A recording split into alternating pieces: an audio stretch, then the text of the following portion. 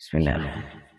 صحابی رسول حضرت سیدنا ابو ہریرہ رضی اللہ تعالیٰ عنہ فرماتے ہیں کہ ہم نے بارگاہ رسالت صلی اللہ تعالیٰ علیہ وسلم نے عرض کیا کہ یا رسول اللہ صلی اللہ علیہ وسلم جنت کس چیز سے بنائی گئی ہے؟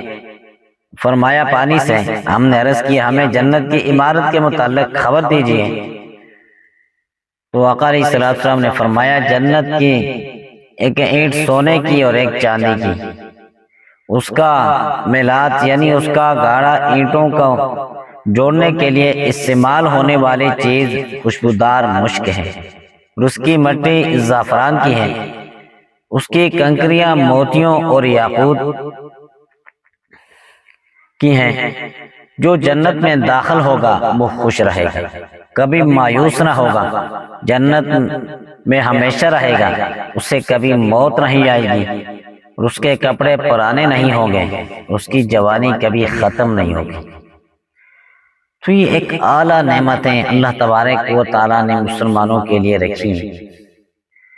اور ایک حدیث پاک میں رسول ذیشان مکی مدنی سلطان صلی اللہ علیہ وسلم نے فرمایا بے شک جنت میں ایک درخت ہے، سوار مثلا گھوڑے پر سواری کرنے والا اس کے سائے میں 100 سال بھی چلتا رہے وہ ختم نہ ہوگا۔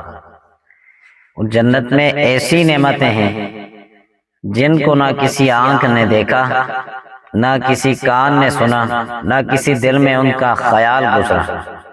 جنت میں ایک کوڑے یعنی چابک کے برابر جگہ دنیا اور جو کچھ دنیا میں ہے سب سے بہتر ہے۔ اللہ تبارک و تعالی ایسی نعمتیں ہمیں عطا فرمائے، ایسی نعمتوں کے لیے تیاری کرنے کی توفیق نصیب فرمائے۔ آمین۔ الحمدللہ رب العالمین۔